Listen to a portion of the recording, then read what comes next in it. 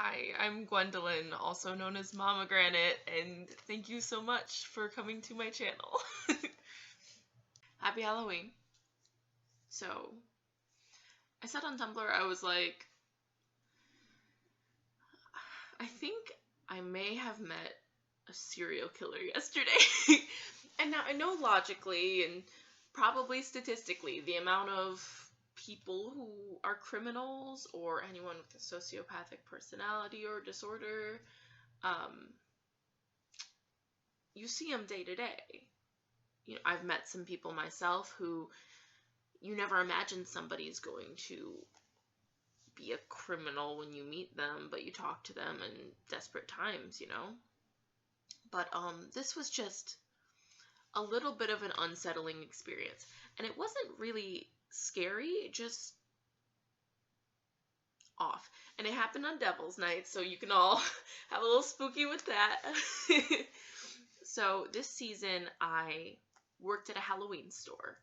And I probably shouldn't say places I work online, but like the good one, the good popular Halloween store in America, at least eastern, northern the US. And my job is to work the floor. So I just kind of wander around. I pick up everything that's people just throw on the ground because, customer service. And I also love asking customers what I can do for them. I know it's cheesy, and I imagine it's my job, but it's just my favorite part because I love scary things and I love Halloween, and so I just wander around. I ask people, what can I get for you? Is there anything you're looking for? What's your costume this year? Especially if I see somebody who looks a little bit lost or confused or very focused on something. So there were a couple guys that were kind of weird in my store yesterday. And I guess I'm a little biased against men that, I may be a little more, my guard will be up a little more. In particular, we had a couple guys who came into the store, and we have a display showing people applying like special effects like gore makeup, and they would just stand there and stare at the video for like 30 minutes. So that was a little unsettling. But I had a guy, I saw him standing there, and he was standing, well, let me describe him. Let's say, cops, if you're listening, he was like 5'11" white guy wearing a baseball cap and wearing like not quite formal clothing, but nice clothing, like a really clean tweed trench coat and a button up with a vest and pants, just doing his thing. I think he had glasses. He was a white guy, I think I said. And he's staring at the Chucky doll. We have a Chucky doll in a box. He's in a plastic box. He is the already stitched up Chucky, and he talks and moves. And he's one of the only things in the store that I find a little bit creepy. So this Chucky doll, he has voice lines, and he also has a little knife that'll move up and down, and he creeps me out a little bit because I think even if you knew he had voice lines, you'd imagine he'd say something like iconic from the movies, but I guess he has a specific tester setting, like a try me setting, where he begs you to let him out of the box and threatens you. And so that's just a little creepy because you don't expect it to like be aware of its situation, so it feels a little like, ooh. And so whenever I pick him up, he's like, cut me out of here, you don't know what's gonna happen, and he like moves his little knife. I'm like, ooh, hold you a little way from me. This guy's staring at the Chucky doll.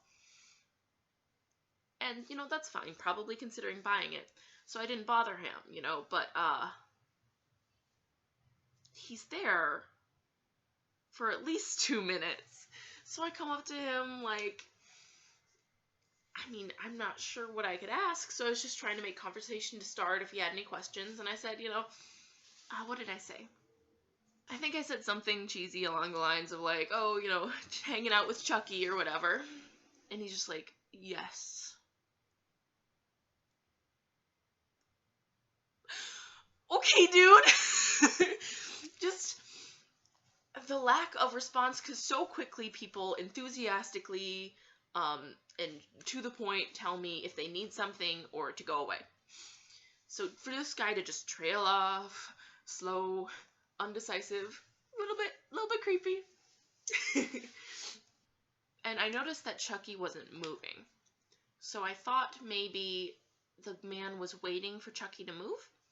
So I like smile, like sort of playfully, like put my hand in and like the plastic on Chucky's box. I just kind of tap it and wiggle it because I believe he's motion activated. So that would be like insight motion as well as movement activated. And I didn't really, this didn't creep me out at the time, but it unsettled me a little bit later because Chucky didn't move or say anything. And this man had been talking to him too. So I was just, I don't know. So I stand there for a second, like deciding whether or not there's anything here, if I should just leave him to it, and I'm about to. And he looks me like dead in the eyes and says, like referring to Chucky, like in response to me, "We're related." And so now I'm realizing that maybe this isn't a normal customer, and I'm like,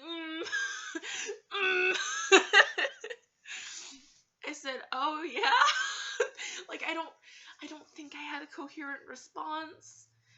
And he went along with it to clarify. He stares back at Chucky. He says, "Him and I are the same. We're related." I'm like, oh, okay. So I start walking a little bit away. It seems like he's still involved with Chucky. So I go to a different aisle to start picking up, and he follows me.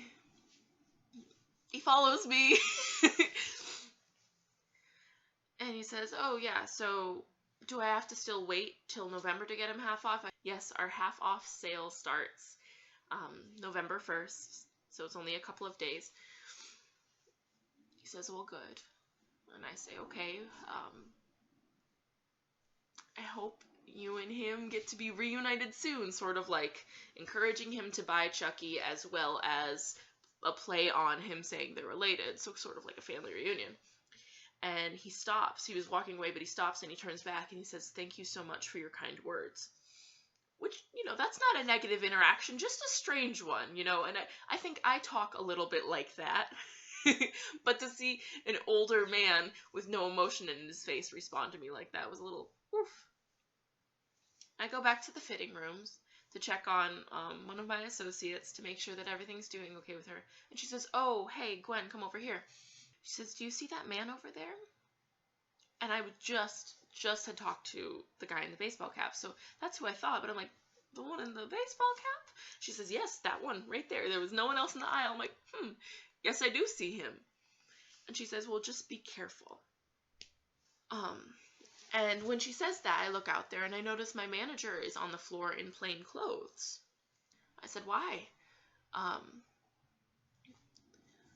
She says, "Well, he's been trailing girls around the store for over an hour now. Like, following them." Good to know. And so I guess my manager had taken off her uniform to go trail him to make sure that he was okay, and make sure he got out of the store. And he eventually did, just kind of like slipped out. But oh boy. And I was the only person in the store who interacted with him. So I'm like, in the worst case scenario, that this man had plans or previous events of committing any acts such as a fictional serial killer would, and is also known for trailing women on Devil's Night, would my positive interaction with him single me out or make me the exception? So that was in my head a little bit, but I'm okay completely. Nothing, to my absolute knowledge, nobody got hurt, just a little creepy. But just like Devil's Night and the doll a little spine chilling, just a teeny bit spine chilling. I told my partner on the drive home, and they were just. I didn't really see it as scary until they were sincerely worried about my health, but all is well. Thanks for watching. Happy Halloween.